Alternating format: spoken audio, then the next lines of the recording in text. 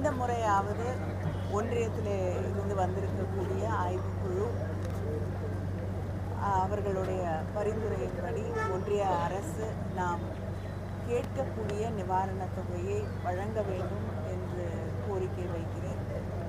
ஒவ்வொரு முறையும் முதலமைச்சர் அவர்கள் கேட்கக்கூடிய நிவாரணத்தில் மிக மிக மிக ஒரு கிள்ளி கொடுக்கிறார்கள் என்று சொல்லக்கூடிய அளவிற்கு ஒரு நிவாரணத்தை ஒன்றிய அரசாங்கம் தமிழ்நாட்டுக்கு கொடுத்து கொண்டிருக்கிறது.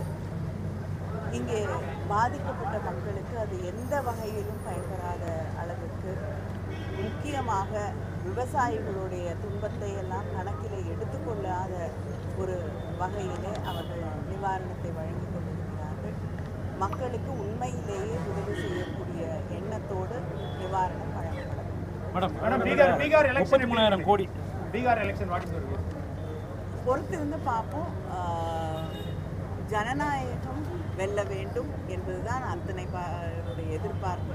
வெல்லும் என்று நம்பிக்கையோடு காத்திருக்கிறோம். எல்ஐசியில் வந்து 33,000 கோடி இருக்குல்ல, அவங்க ஏழை எளிய மக்கள் அவங்களோட அந்த ஃபண்டு வந்து இப்போ வந்து ஆதார குடும்பத்தில் வந்து அது முதலீடு. திமுக அரசு வந்து டாஸ்மாக் வேலை அக்கறையே வேளாண்